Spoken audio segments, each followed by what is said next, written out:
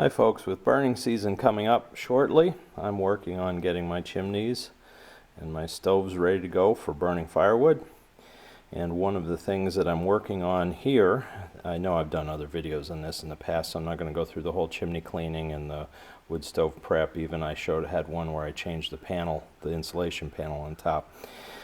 But what this is the blower that attaches to the back of the stove that blows air up through the heat shield to add more convection in the heat in the room. So it blows air up through and it heats the room. The top of the heat shield is angled. You have something like this if you have a wood stove. This is a Country Hearth 2500 that I have. It's about going on 7 years old. So I don't know how many more good years out of this stove I'm going to have. But this blower motor, actually this is the second one. The first one I got quit on me just a couple months after I had the stove, but it was still under warranty, so they replaced it free, sent me another one, and this one has lasted 6+ years. Now I've had some issues with it a couple times that it was squeaking, and I did some fix-ups on that. I also need to clean it out. It's a mess now. I haven't cleaned it since the last year's burning season. Just sat in the stove for the summer, so you can see it's pretty dirty. You have to clean these periodically. Let me show you how to do that. There are a few screws here that hold this kind of grate in place. You can actually bend this up a little bit. I don't know how many times I can do it. I did it once before and it did okay, but I mean eventually it will break, but just enough to be able to get in and underneath there. What I've done before, and I'll show you this again, rather than trying to clean every little bit of dust out of there with a rag or a brush or something, I just use my air compressor and use my air jet on the air compressor hose and blow the dirt out that way, and it seems to work. So let me get that hooked up and I'll show you how we do this. Alright, we'll see if I can do this one-handed. Now I have two different air jets for my air compressor. This one has a broader force tip. It gives you a wider swath of air.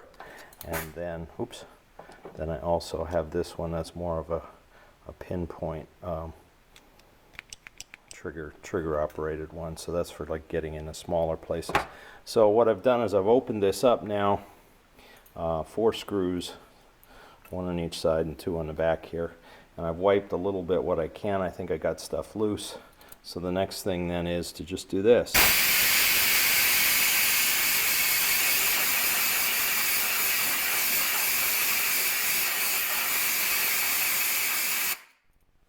As you can see, the amount of junk that comes blowing out of there, that's a whole lot quicker and easier than trying to get down in there with a little rag or a little screwdriver tip or something to do it. And it seems to clean it out pretty well.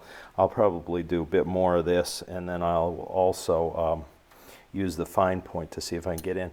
Also, dirt sometimes can accumulate on these blades on the inside edge of that, so you got to examine them and see if, as you can see there's a little bit on there. I'm going to have to get that off, because that really affects the efficiency. If those blades aren't clear, that they can't scoop as much air because they're kind of deadened by the dirt that's accumulated, your efficiency drops way off and you just don't get the airflow. So that has to be fixed. The other problem I was having was, I guess it's 2 years ago, it really started to squeak on me, like it was like the bearings were going or something. I thought, oh great, I'm going to have to replace this. Looked online, most people said, well, you only get maybe 4 or 5 years out of them at the most. And then I started looking for replacement costs, and this unit cost $250. That was the best price I could find anywhere, at least for a new one, to fit this particular model, Country Hearth. So I thought, that's nuts. I've got to figure out a way how to repair this, because the whole stove only cost me like $7. So I didn't want to have to put $250 into an older stove, but I wanted to get more years out of it before I replaced it. So let me come back to you and show you how I lubricated it a bit and got rid of the squeaking problem. Okay, I'm about finished cleaning it, but let me just show you how well this narrow tip head on this air compressor works, especially to get the fin barrel here, the impeller spinning, and it cleaned all the junk that was in there. You can see it's actually shiny down inside now, but watch just how easily this just gets this going, and it'll probably even blow more dirt out than what I already did.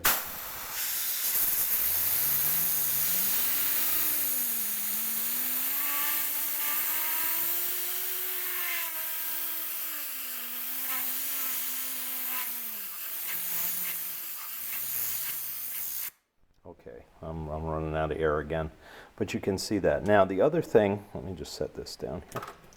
The other thing I did was, because I was worried about the squeaking, I thought, well, let me see if I can't get some oil in here. Now I'm not sure exactly, there's nothing that says oil here, but if you look here, here's the end of the shaft down in there.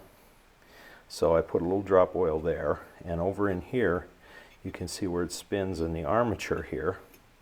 So I put a drop oil here and a drop of oil there. Just your basic, not a whole lot, because I didn't want to make a mess or gum anything up. Oop. But just enough to, just my regular oil can, regular oil, a lightweight oil, just enough to try to lubricate that a little bit so that it'll run, it can turn freer perhaps than it was before.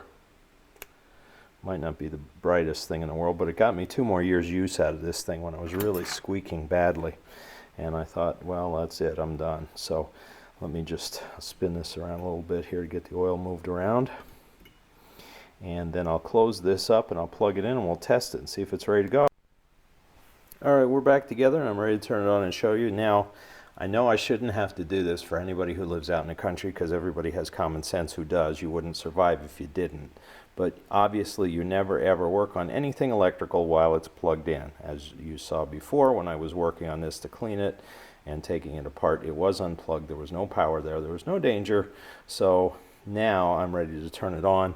I know it'll sit here on the bench. It's not going to come flying off anywhere, but I'm not going to stick my fingers down in here where the blades are going because I don't want to get cut. That's just common sense. And I'm not trying to make this a how-to video. This is for entertainment purposes only. I know you have to do that disclaimer. So, but if you have a fan like this, this is what worked for me. So let me just turn this on and you can see how it works. The first click, the dial, when you first turn it on, it's at maximum speed. If you continue turning the dial, it slows down, but I usually keep mine on maximum. So as you can see, it's nice and quiet, and it is putting out, let's see if I have anything handy here that I could show you how much air it's blowing out. There you go, you can see it is blowing a fair amount of air out there, which is what you want. And there's no squeaking, it's very smooth, there's no dirt or dust coming out now, so it should work for me. Let's hope for another year, because like I said, it's expensive to replace. So if you have something slightly different in your wood stove, I'm sure it works on a similar principle. You'll just have to experiment. But again, be safe when you do this, but don't discard this thing until you've at least cleaned it out well and maybe given it a little lubrication, and that may be all it needs. So I hope this was helpful for you. I know we're getting into burning season, everybody basically in the northern half of the United States. So hope it works out for you.